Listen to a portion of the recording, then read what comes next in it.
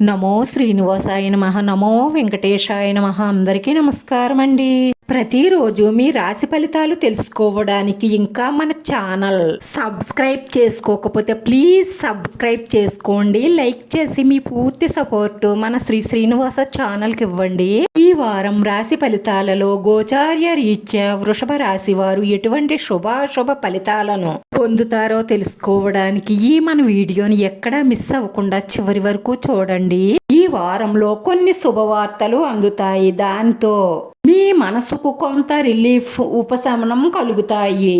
ఇప్పటి వరకు మీరు పడుతున్న సమస్యలు, ఇబ్బందుల నుంచి కొంత బయటపడతారు. అలాగే మీరు ఎదుర్కొంటున్న అప్పుల భారం నుంచి కూడా కొంతవరకు బయటపడే అవకాశాలు గోచరిస్తున్నాయి. అనవసరమైన ఖర్చులను తగ్గించుకోవడం వల్ల కొంతవరకు ఆర్థికంగా బలపడే అవకాశాలు గోచరిస్తున్నాయి. మీకెంతగానో నచ్చి ఇష్టపడుతున్న వారితో ప్రతిరోజు మీరు ఫోన్లో మాట్లాడే అవకాశాలు ఉన్నాయి. ఈ వారంలో మీరు చేపట్టే ప్రతి ముఖ్యమైన పనులు కూడా మొదట్లో కొన్ని ఇబ్బందులు ఎదురైనప్పటికీ కూడా రాను రాను బాగా రాణిస్తాయి.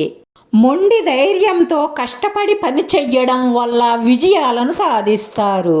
ఈ వారంలో నూతన కార్యక్రమాలు, నూతన సంభాషణలు చర్చకు రాబోతున్నాయి. మీకొచ్చే మంచి ఆలోచనలు పెద్దవారి ముందు పెట్టి వారి అనుమతిని, వారి ఆలోచనను గౌరవించడం ద్వారా మీరు ప్రతి దానిలోనూ సఫలీకృతులం అవుతారు.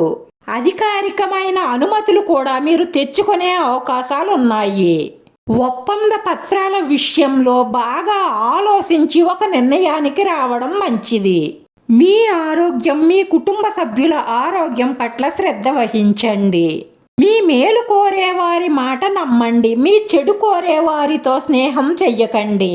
చెడు వ్యసనాలకు, అక్రమ సంబంధాలకు దూరంగా ఉండడం వల్ల మీకు అనవసరమైన సమస్యలు, ఇబ్బందులు రాకుండా ఉంటాయి.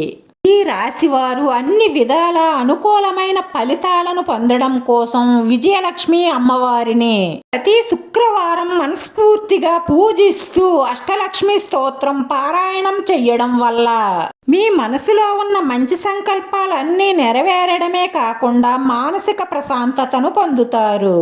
ఈ రాశివారి అదృష్ట సంఖ్య 6. ఈ రాశివారికి కలిసొచ్చే రంగు కాషాయి రంగు.